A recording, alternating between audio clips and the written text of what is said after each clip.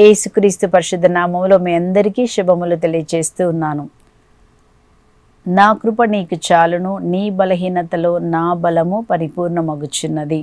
దేవుడు చెప్తున్నారు, ఏ సమస్య, ఏ బలహీనత, ఏ భయంతో మనం బాధపడుచున్నామో ఆ సమస్యలో, ఆ బలహీనతలో నా కృప నేను నీకు ఇస్తాను అని ప్రభు మనకి వాగ్దానం చేశారు. 2 కొరింథీ 12:9 కదా. ఆ దేవుడు ఈరోజు మనకు తోడుగా ఉండునుగాక. ఈరోజు మనము ధ్యానిస్తున్న అంశము కొరతలో దేవుని మహిమ, సమస్యలో దేవుని మహిమ.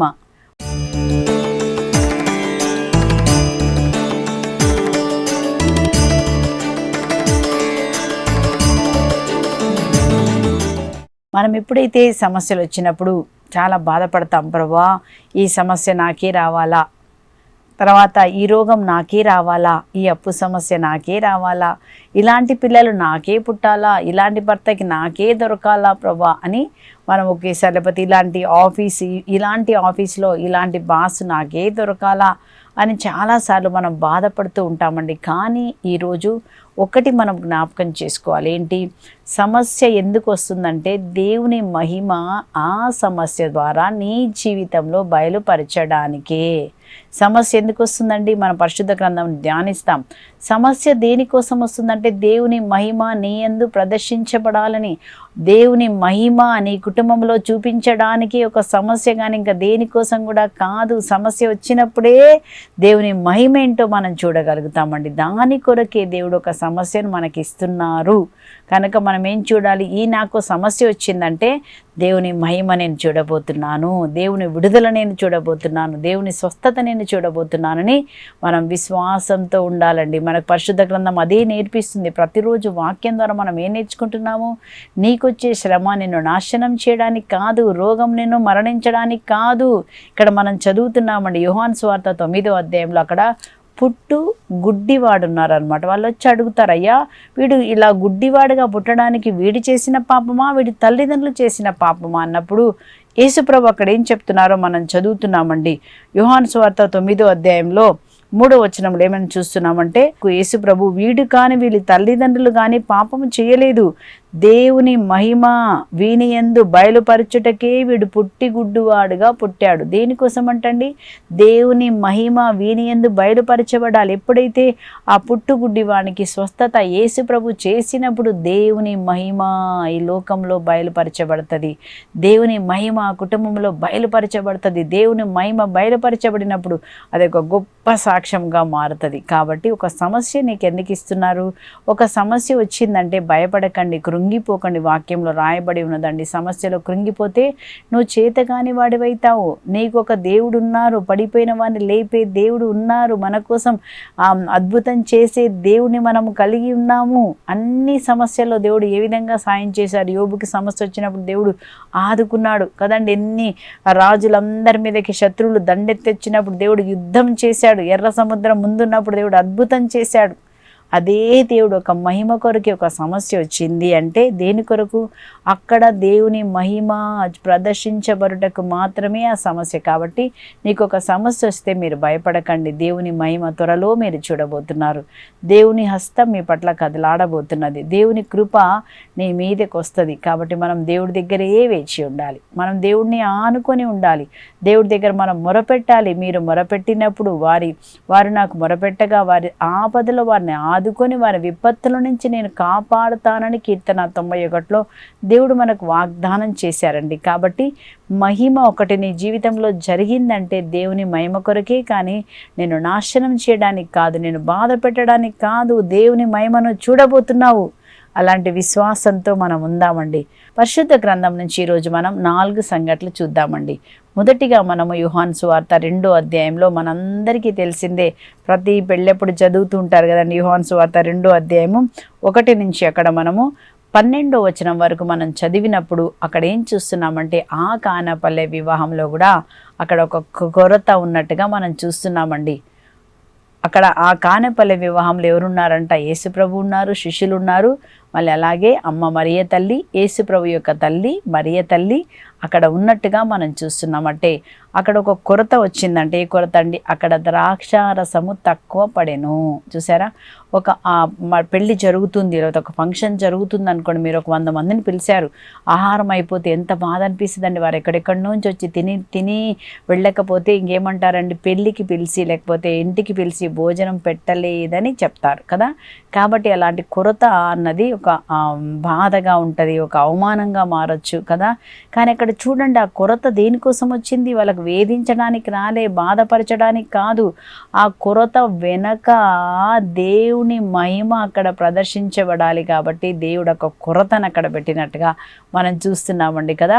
అప్పుడు ఏం జరుగుతుంది? మరియ తల్లి వెళ్ళి అడుగుతుంది యేసుప్రభుని, అయ్యా వీరికి ద్రాక్షారసం అయిపోయింది. అప్పుడు సేవకులతో యేసుప్రభు ఏమంటున్నారు? ఆ బాణలను మీరు నీటితో నింపండి, తీసుకెళ్ళి పెద్దలకు ఇవ్వండి, అంతే. అప్పుడు ఏం జరిగిందండి చూడండి, అక్కడ మనం చూస్తాము. వాళ్ళు అంటున్నారు, ఆ ద్రాక్షారసం అంట రుచి చూచిన తర్వాత వాళ్ళు ఏం చెప్తున్నారంటే, ఎవరైనా మొదట శ్రేష్టమైన ద్రాక్షారసం ఇస్తారు, అందరూ మత్తగా తాగిన తర్వాత తక్కువ రసపు ద్రాక్షారసం ఇస్తారు, కానీ నీవు శ్రేష్టమైన ద్రాక్షారసము ఇప్పటి వరకు ఉంది. శ్రేష్టమైన ద్రాక్షారసం అంటే అర్థం ఏంటంటే, నీ జీవితంలో ఒక కొరత రావచ్చు, కానీ శ్రేష్టమైనది ప్రభు నీకు ఇవ్వబోతున్నారు. శ్రేష్టమైనది అంటే చాలా భయంకరమైన అప్పు సమస్యలను ఉన్నావేమో, కానీ దేవుడు ఏం చేస్తారు? నువ్వు దేవుడి మీద ఆధారపడినప్పుడు, దేవునికి నువ్వు 10వ పాలు ఇచ్చినప్పుడు, నమ్మకంగా ఉన్నప్పుడు దేవుడు ఏం చేస్తారు తెలుసా? నేను 10 పట్టణాలకి అధిపతిగా ఉండి ఆశీర్వాదాన్ని ప్రభు నీ జీవితంలో ఆయన ఇస్తారు. ఎందుకంటే మనం బైబిల్లో చూసాం, ఎంతోమంది సాక్ష్యాలు మనం చదివినప్పుడు చాలామంది చెప్తూ ఉంటారు, మేము మొదట్లో ఇట్లా ఉన్నాం, ఏం లేదు, కానీ ఇప్పుడు మా జీవితంలో మా పిల్లలు అమెరికాలో ఉన్నారండి, చదవడానికి వెళ్ళి వాళ్ళు అమెరికాలో ఉన్నారండి అని చెప్తున్నారు కదండి. అది దేవుడు చేస్తారనమాట. అక్కడ ఎందుకు కొరత వచ్చిందంటే దేవుని మహిమ ప్రదర్శించుటకే. ఇక్కడ చూడండి, అక్కడ మనం చదువుతున్నాము 11వ వచనంలో, ఈ విధముగా యేసు గలిలయలోని కానాపల్లె అను గ్రామంలో తన మొదటి సూచక క్రియ ప్రదర్శించి తన మహిమను వెల్లడిపరిచెను. దేవుని మహిమ అక్కడ వెల్లడిపరచాలి. ఆ యేసు ప్రభు ఎవరో ప్రజలు తెలుసుకోవాలి. అక్కడ ఏం చూస్తున్నామండి? ఆ విధంగా ఆ అద్భుతం ఎందుకు వచ్చిందంటే, ఆ కొరత, ద్రాక్షారసం కొరత ఎందుకు వచ్చిందంటే దేవుని మహిమ అక్కడ ప్రదర్శించబడ్డానికే.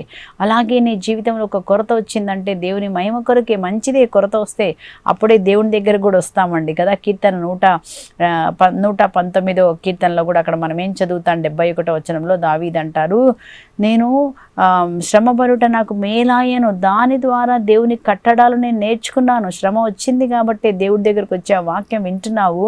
నువ్వు దేవుని యొక్క వాక్యాన్ని నేర్చుకొని నిత్య జీవాన్ని పొందుకునే కృప, లేకపోతే రాకపోయి ఉండేవాడివి, ఎక్కడ ఉండేవాడివో, ఎక్కడ కలిసిపోయే వాళ్ళమో, ఏ చీకటిలో ఏ రోగంలో నువ్వు ఉండేవాడివో, కానీ దేవుడు ఆ సమస్య ద్వారా నిన్ను దేవుడు తన దగ్గరికి తీసుకొని వచ్చారు కదా. సో కాబట్టి ఒక సమస్య నీకు వచ్చిందంటే భయపడొద్దండి, వేదన పడొద్దు, దుఃఖపడొద్దు. దేవుని మహిమ నీ జీవితంలో జరగడానికే, దేవుని మహిమను చూడ్డానికే దేవుడు ఆ సమస్యనిచ్చారు. ఇక్కడ మనం చూస్తున్నాము, దేవుడు తన సూచక క్రియ ప్రదర్శించి తన మహిమను వెల్లడి చేశారు. దాని ద్వారా ఏం జరిగిందంట? శిష్యులు ఆయనను విశ్వసించిరి. మనం దేవుని యందు విశ్వాసం ఉంచడానికి దేవుడు మన జీవితంలో ఒక కొరతను పెట్టి, కొరత ద్వారా నీకు మహిమను ఆయన చూపిస్తారండి.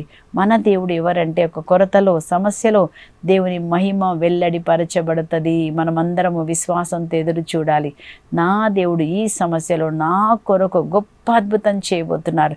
అది గొప్ప సాక్ష్యంగా మారుతుంది. కానాపల్లె వివాహం గొప్ప సాక్ష్యంగా అందరూ, ప్రపంచంలో ఉన్న ప్రతి ఒక్కరు పరిశుద్ధ గ్రంథంలో రాయబడి అందరూ చదివే విధంగా ఇక్కడ మనం చూస్తున్నాం. అదే అద్భుతం దేవుడు నీ జీవితంలో కూడా చేస్తారు అని మనం విశ్వసించి మనం ఎదురు చూడాలి. ఆయన దగ్గరే మనం విశ్వసించాలి. పరిశుద్ధ గ్రంథం నుంచి 2వ సంఘటన కూడా మనం చూద్దామండి. ఏ విధంగా ఒక కొరత, ఒక సమస్యలో దేవుని యొక్క మహిమ అక్కడ దిగి వచ్చింది.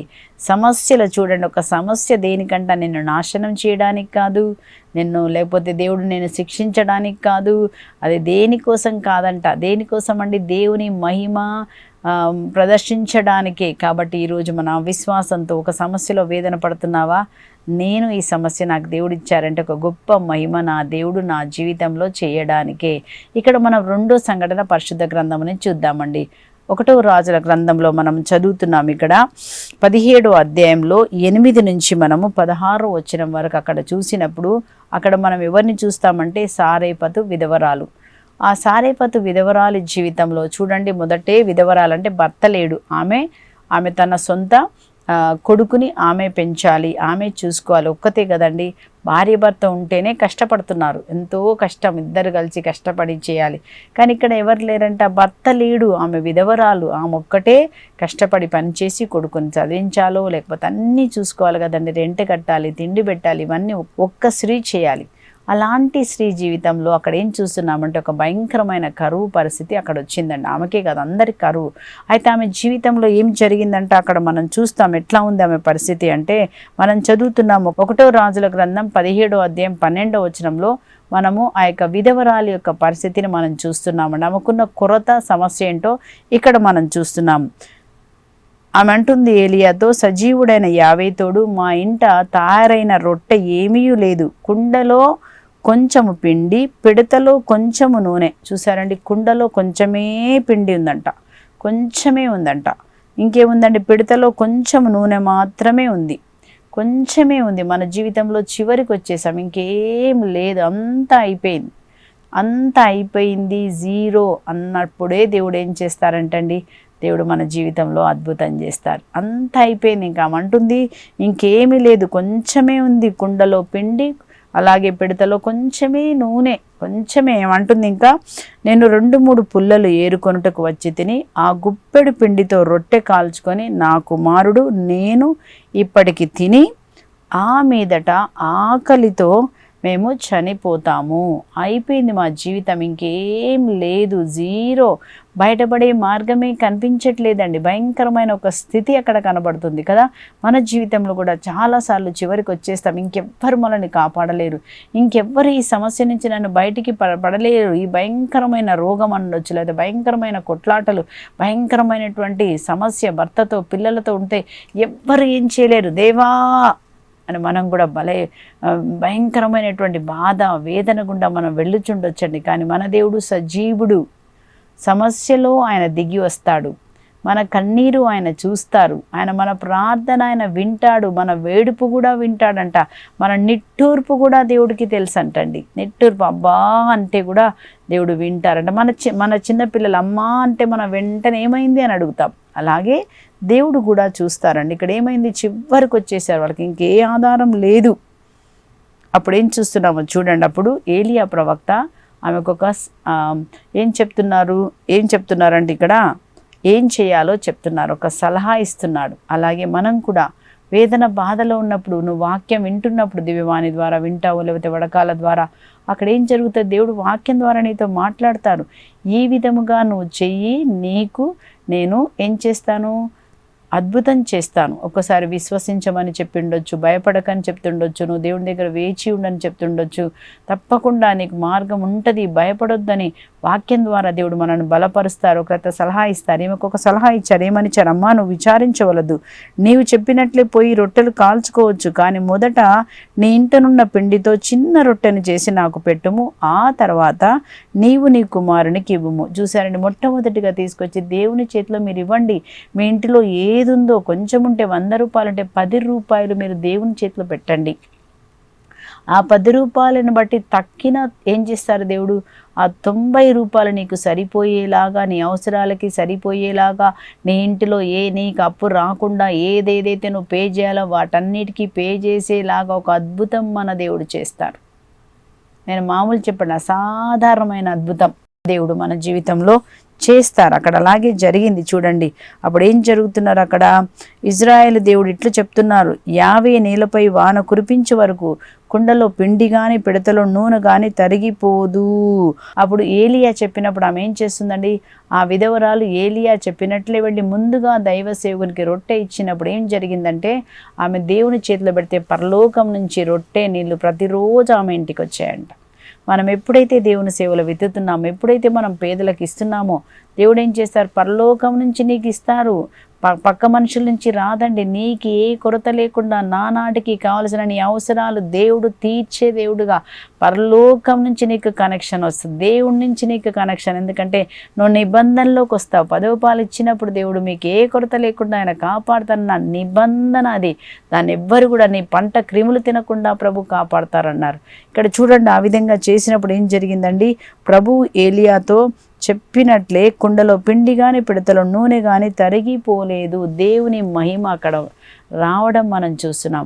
ఇది కేవలము దేవుని మహిమ కొరకు మాత్రమే. ఈ సమస్య, ఈ కొరత, ఈ బాధ, ఈ దుఃఖము, ఈ రోగము నీ జీవితంలో వచ్చిందంటే దేవుని మహిమ కొరకు మాత్రమే. కనుక కృంగిపోకండి. సమస్యలో మీరు ధైర్యంగా ఉండండి. దేవుని మహిమను మీరు చూడబోతున్నారు.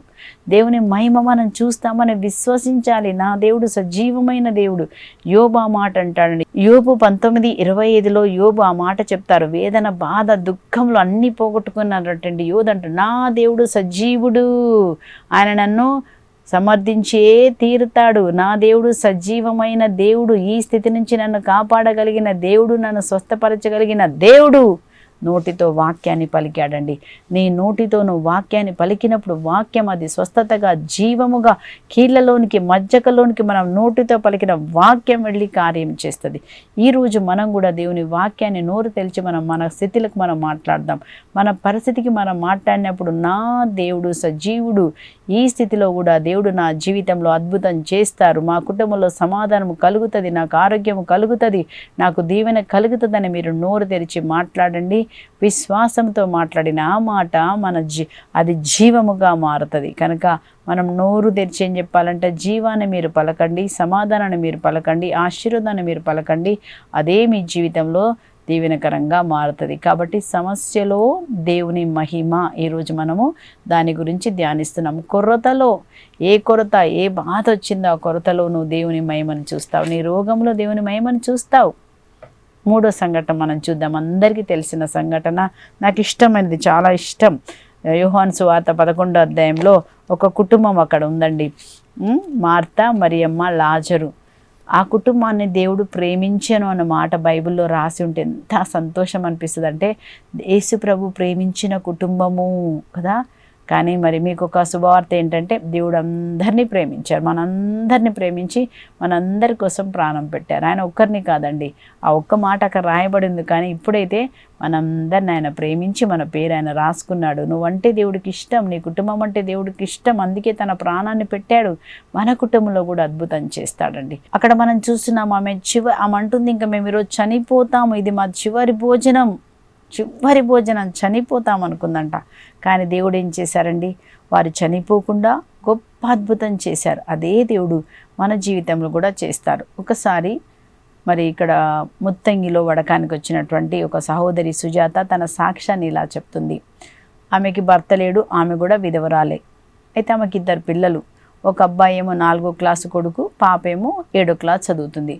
అయితే ఈమెకి ఏం జరిగిందంటే, ఈమెకి డెంగ్యూ ఫీవర్ వచ్చింది. ఫీవర్ వచ్చినందువల్ల మరి జ్వరం వచ్చడం వల్ల ఆమె 4 రోజులు మరి మంచం మించి లేవలేదు. అప్పుడు ఈమెకి ఎవరు చేయడానికి లేదు, వీళ్ళకి అమ్మ లేదు, మరి ఈమెకి నాన్న లేరు, ఎవరు లేరు, అటుపక్క కూడా ఎవరు లేరు. ఎందుకంటే విధవరాలు, భర్త లేరు. సో అటు నుంచి ఎవరు సాయం చేయరు. కాబట్టి ఈమెకు బాగలేనప్పుడల్లా ఆ 7వ క్లాస్లో ఉన్న పాపం ఉదయకాలం లేచి వాళ్ళ అమ్మకంతా చేసి ఆమె 4 రోజులు స్కూల్కి పోకుండా వాళ్ళ అమ్మని చూసుకుంటుంది. అలా తగ్గిపోయింది. సరే తగ్గిపోయింది జ్వరం అనుకున్నప్పుడు అంటే మళ్ళీ 2వ వచ్చిందంట, మళ్ళీ 3వ 4వ.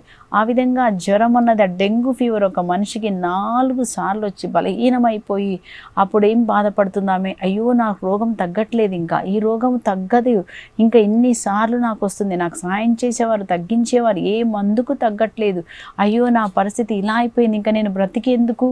రెండవదిగా ఏమని ఏడుస్తుందంట, చిన్న పాప 7వ క్లాస్లో ఉన్న నా పాపే నాకు స్కూల్కి పోకుండా ఈమెనే నాకు సేవలు చేస్తుంది, నాకు సాయం చేయడానికి నా సైడ్ అమ్మ లేదు, నాన్న లేదు, ఎవ్వరు లేరు, నేను ఒక్కదాని అనాథని, అయ్యో ఇలాంటి పరిస్థితిలో పిల్లల చేత నేను సేవ చేయించుకోవాల్సి వస్తుంది, నేను ఉండి ఏంటి లాభం, నా పిల్లలకు కూడా నేను ఉపయోగపడట్లేదని చెప్పి ఏం చేసిందంట ఆమె. ఆ విధంగా మరణిస్తాను, ఇంకెళ్ళిపోయి ఇంట్లోంచి వెళ్ళిపోయి మరణిస్తాను, నేను చనిపోతానని ఆమెకు తెలియకుండానే వచ్చి బస్సు ఎక్కిందంటండి.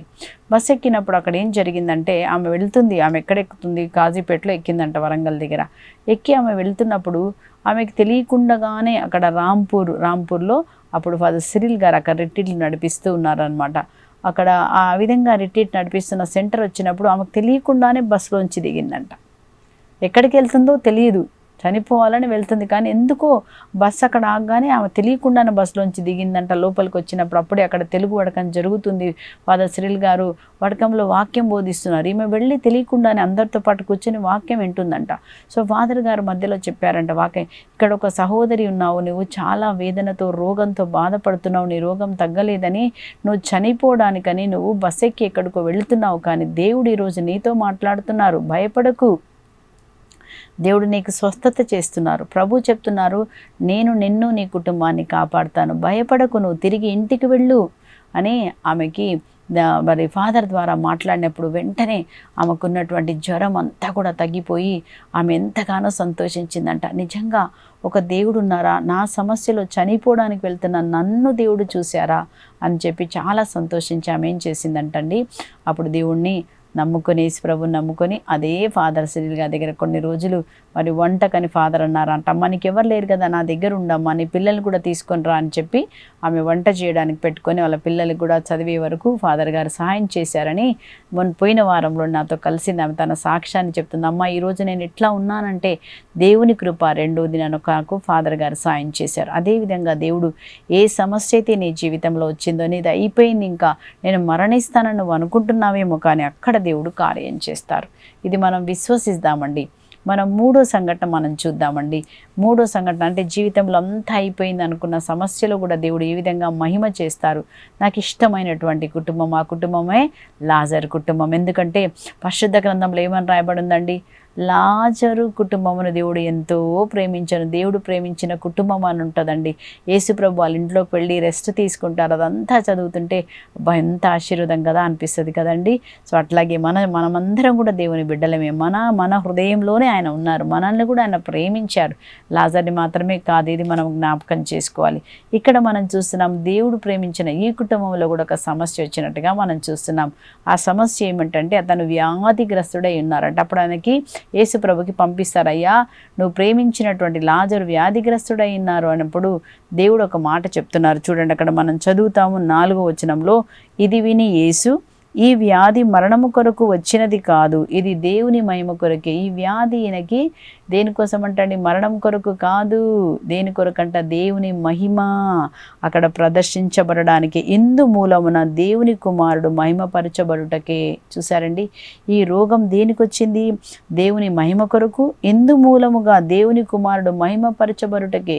ఒక రోగం వచ్చినప్పుడు దేవుడు దాన్ని స్వస్థత చేసినప్పుడు దేవునికి మహిమ కలుగుతుందండి కదా. ఇవిడ చూడండి, సుజాత సాక్ష్యం చెప్పినప్పుడు దేవునికి మహిమ కలిగింది. దేవుడు సజీవుడు, అదే దేవుడు నన్ను కూడా బతికిస్తాడని మనకు విశ్వాసం కలుగుతుంది. వినుట వలన విశ్వాసం కలుగుతుంది. దేవుడు సజీవుడిగా ఉన్నారని, ఇలాంటి వాటి ద్వారా ఒక సమస్య, ఒక కొరత ఎందుకు వస్తుందంటే దేవుని మహిమ ప్రదర్శించబడడానికి, దేవుని కృప మన జీవితంలో రావడానికే. కనుక మీరు భయపడకండి, వేదన పడకండి, దుఃఖపడకండి అని పరిశుద్ధ గ్రంథంలో ఎన్నోసార్లు రాయబడింది. భయపడకండి, వేదన పడకండి, దుఃఖపడకండి, కృంగిపోకండి, దేవుని మహిమను మీరు చూస్తారు.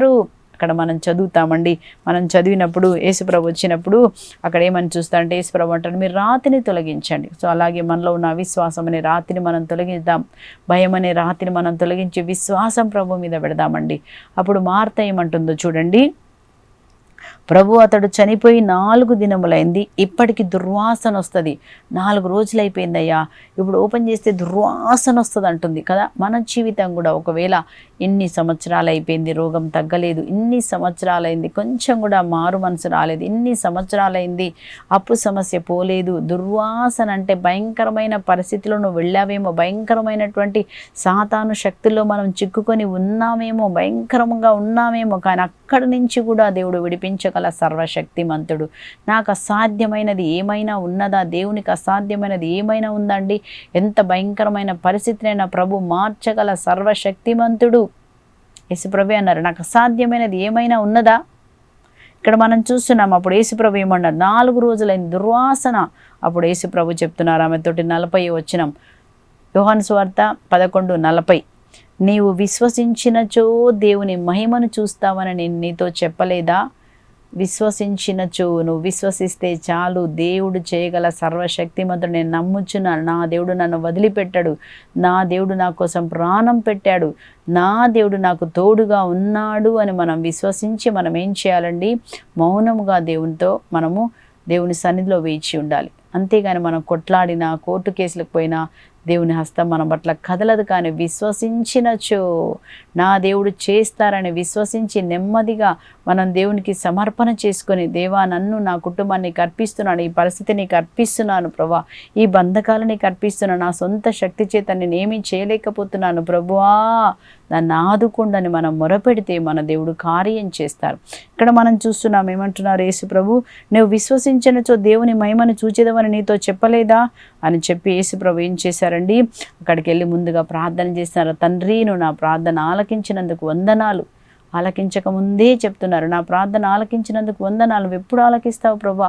నువ్వు చేస్తావు అయ్యా, నువ్వు ఎప్పుడు చేశావు అని చెప్పి, కానీ నా కొరకు అది ఇక్కడున్న వారి కొరకు అడుగుతున్నానని చెప్పి, దాని తర్వాత ఏమన్నారు? లాజరు వెలుపరికి రా అని ప్రభు ఒక్క మాట పలికినప్పుడు మనం చూస్తామండి, చనిపోయిన లాజరు బ్రతికి బయటికి వచ్చాను. చూసారా? ఈ మరణము దేని కొరకంటండి? ఈ వ్యాధి దేని కొరకంట? మరణము కొరకు కాదు. నీకు వచ్చిన సమస్య దేని కొరకండి? నేను నాశనం చేయడానికి కాదు, కానీ దేవుని మహిమ ఆ సమస్యలో దేవుడు ప్రదర్శించడానికి, దేవుని మహిమ అక్కడ దిగి రావడానికి, దేవుని కృప అక్కడ దిగి రావడానికి మాత్రమే సమస్య. ఎందుకు? మనం క్రైస్తవులుగా మన విశ్వాసం అది. మన సమస్యలో దేవుడు మనకు తోడుగా ఉంటారు. ఆయన మనల్ని వదిలిపెట్టాడు. బయటపడే మార్గమును ఆయనే చూపిస్తారు. నీ కొరకు ఆయన ముందుగా వెళ్ళి, యెషయా గ్రంథం 45:2-3 మనం చదువుతాం, మన దేవుడు నీకంటే ముందుగా వెళ్ళి మార్గమును నీ కొరకు కొండలు కూడా సదనం చేస్తారంట, చదును చేస్తారంట, సమతలం చేస్తారంట. ఏదైతే హెచ్చు తెగ్గులుందో ఇప్పుడు అది యేసు నామములో సమతలముగా ఆగిపోవును గాక. ఏదైతే నీకు నాకు అడ్డుగా ఉన్నాయో దేవుని సన్నిధి ఈరోజు మనకంటే ముందుగా వెళ్ళి అద్భుతం జరుగునుగాక. ఈరోజు మన జీవితంలో ఏది మన కొరతగా ఉందో ఆ కొరతను ప్రభు చేతికి మీరు అప్పచెప్పండి. ఈరోజు ఆ కొరతను అప్పచెప్పి, ప్రభా ఈ కొరతలో, ఈ వ్యాధిలో, ఈ దుఃఖంలో నీ మహిమ ప్రదర్శించబడునుగాక. నేను నమ్ముచున్నాను ప్రభా, నువ్వు చేయగలవని విశ్వసించండి. ఈరోజు విశ్వసించి మీరు ప్రార్థన చేయండి. సమస్య వంక చూడకండి, కానీ మనం దేవుడు వంక చూసినప్పుడు ఏం జరుగుతుందంటే అక్కడ మహిమ కార్యం జరుగుతుంది. కానాపల్లిలో జరిగినట్టుగా దేవుని మహిమ అక్కడ కొరతలో మహిమ, దేవుని కొరతలో, సమస్యలో దేవుని మహిమ దిగి వస్తుంది. సారేపతు విధవరాలు చనిపోతామనుకున్నప్పుడు దేవుడు అక్కడ లాస్ట్ చివరికి వచ్చేసింది, కానీ దేవుని మహిమ అక్కడ ప్రదర్శించబడి దేవునికి మహిమ కలిగిందండి. అలాగే మనం చూస్తున్నాం 4 రోజులు దుర్వాసన, కానీ దేవుడు అక్కడ గొప్ప అద్భుతం చేయగలిగిన దేవాతి దేవుడు మనకున్నారు. కాబట్టి నీ సమస్యలో, నీ కొరతలో దేని కొరకంటది? దేవుని మహిమ ప్రదర్శించబడడానికే. కాబట్టి దీనికోసము కాదు. కనుక మనం విశ్వసించి దేవుని వాక్యాన్ని హత్తుకొని విశ్వాసంతో మనం కూడా ప్రార్థన చేద్దాం, మనం కూడా విశ్వసిద్దాం. అదే దేవుడు మన జీవితంలో కార్యం చేయునుగాక. మీరు ఏ కొరతలో ఉన్నారో ఈరోజు ఆ కొరతలో దేవుని మహిమ అద్భుతం దిగివచ్చునుగాక. మన జీవితాల అద్భుతాలు జరుగునుగాక, ఆశ్చర్యక్రియలు జరుగునుగాక. యేసు నామములో మనమందరం అడుగుదామండి, ప్రార్థించుకుందాం. స్తోత్రం ప్రభా, పరిశుద్ధుడా, మహోన్నతుడా, దేవా, ప్రతి సమస్యలో ఈ వ్యాధి మరణము కొరకు కాదు, కానీ దేవుని మహిమ ప్రదర్శించడానికి అని చెప్పారు. అదేవిధంగా ప్రభా, ఏ వ్యాధి ఈరోజు ఎక్కడెక్కడ ఉందో ప్రభా, తను ఎవరెవరు బాధపడుతున్నారో ప్రభా, అయ్యా తండ్రి ప్రభా, ఎక్కడ కొరత ఉందో, అప్పు సమస్య ద్వారా చివరికి వచ్చేసారు, ఇంకేం లేదనుకుంటున్నారో అయ్యా, ఎక్కడ కొట్లాట, దురాత్మ, అంధకార శక్తులు బంధించబడి ఉన్నారో అయ్యా, విడుదలిచ్చేవారు ఎవరు లేరంటున్నారో ప్రభా, ఇప్పుడే ప్రభా నీ మహిమ తండ్రి ప్రతి ఒక్కరి జీవితంలో ప్రదర్శించబడును గాక. దేవాని కృప ప్రతి బిడ్డ మీద దిగివచ్చును గాక, నీ కరుణ దిగివచ్చును గాక. అద్భుతం కానాపల్లిలో జరిగిన అద్భుతం ప్రతి ఇంటిలో జరుగునట్టుగా తండ్రి నీ మహిమ ప్రదర్శించబడును గాక. ప్రతి ఒక్కరిని దీవించి ఆశీర్వదించమని యేసుక్రీస్తు అతి పరిశుద్ధ నామం పేరిట అన్ని అడిగి పొందుకొని ఉన్నాం పరలోకపు తండ్రి, ఆమెన్. మన దేవుడే మనకు ఆధారం. దేవుని యందు విశ్వాసం ఉంచండి, మనం దేవుని మహిమను చూస్తాం. Praise the lord.